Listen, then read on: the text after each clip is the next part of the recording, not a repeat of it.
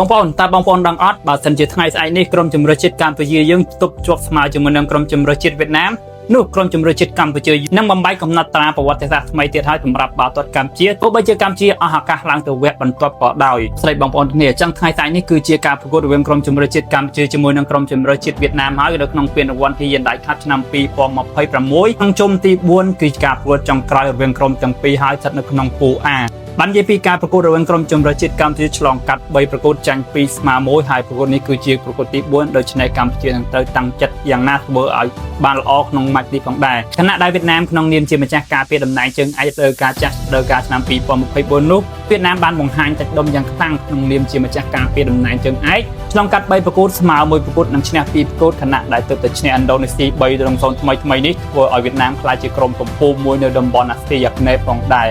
បើយើងនិយាយពីការប្រកួតនៅថ្ងៃស្អែកនេះពិតជាតានតឹងមែនទែនសម្រាប់ក្រុមជម្រើសជាតិកម្ពុជាដោយដែលប្រិមត្តបានដឹងហើយកម្រិតរវាងក្រុមជម្រើសជាតិកម្ពុជាជាមួយនឹងក្រុមជម្រើសជាតិវៀតណាមគឺស្ថិតនៅឆ្ងាយគ្នាមែនទែនបាននិយាយពីប្រវត្តិជួបគ្នាកន្លងទៅប្រិមត្តទាំងគ្នារយៈពេលជាង30ឆ្នាំនេះតាំងពីឆ្នាំ1995ម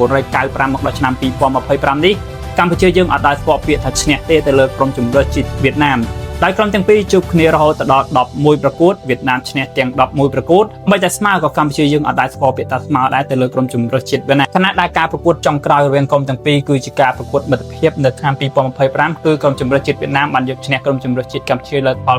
2-1ក្នុងការប្រកួតកន្លងទៅឆ្នាំដែលកម្ពុជាឈឺចាប់និងឈឺចិត្តបំផុតប្រិមត្តយើងគឺនៅឆ្នាំ2002និងឆ្នាំ2004ដែលនៅឆ្នាំ2002ក្រុមជម្រើសជាតិកម្ពុជាយើងបានបរាជ័យក្រុមធ្វើជើងក្រុមជម្រើសជាតិវៀតណាមដោយលទ្ធផល9-2ដល់ឆ្នាំ2004កម្ពុជាយើងក៏បរាជ័យក្រុមធ្វើជើងជម្រើសជាតិវៀតណាមដោយលទ្ធផល9-1ចាំនៅឆ្នាំ2002និងនៅឆ្នាំ2004គឺជាឆ្នាំមួយដែលយើងរបូតគ្រាប់បាល់ច្រើនមែនទែនតជាមួយនឹងក្រុមជម្រើសជាតិវៀតណាមមួយរយៈចុងក្រោយនេះធ្វើឲ្យត្បិតតែយើងចាញ់ក្រុមជម្រើសជាតិវៀតណាមមែនប៉ុន្តែកម្រិតគ្រាប់បាល់នៃការសិតគ្នាគឺអត់ទៅឆ្ងាយទេប្រិយមិត្តគ្នាមកគ្រាប់2គ្រាប់តែប៉ុណ្ណោះឯងប្រសិនបើនៅថ្ងៃស្អែកនេះក្រុមជម្រើសជាតិកម្ពុជាទប់ត្រឹមតែស្មើជាមួយនឹងក្រុមជម្រើសជាតិវៀតណាមនោះប្រវត្តិសាស្ត្រថ្មីសម្រាប់បាល់ទាត់កម្ពុជានឹងត្រូវបានសរសេរដោយស្មើជាមួយនឹងក្រុមជម្រើសជាតិវៀតណាមនិងមិនបន្តចាញ់ទៀតទេទោះយ៉ាងណាយើងក៏ត្រូវទទួលស្គាល់ដែរប្រិយមិត្តគ្នារវាងក្រុមជម្រើសជាតិវៀតណាមជាមួយនឹងក្រុមជម្រើសជាតិកម្ពុជាយើងក្រុមទាំងពីរស្ថិតនៅគម្លាតឆ្ងាយខ្លាំងមែនទែនហើយយើងបានថាពេលនេះក្រុមជម្រើសជាតិវៀតណាមគឺជាបងធំនៅអាស៊ីអាគ្នេយ៍ហើយប្រិយមិត្តយើងបន្ទាប់ពីបំបាក់បងធំឥណ្ឌូនេស៊ីដល់លទ្ធផល3-0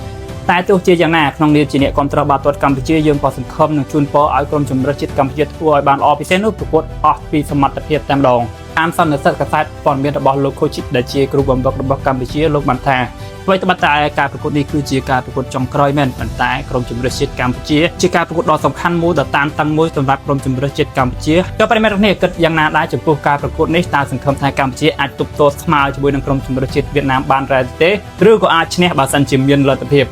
អរគុណប្រិមត្តអ្នកគ្នាសម្រាប់ទស្សនាវីដេអូនេះតាំងពីដើមដល់ចប់កុំភ្លេចជួយចុច like comment ពិសេសនោះប្រិមត្តអ្នកគ្នាកុំភ្លេចជួយចុច follow page របស់ខ្ញុំមួយផងដើម្បីតាមដានទស្សនាព័ត៌មានថ្មីៗទាំងព័ត៌មានជាតិនិងអន្តរជាតិ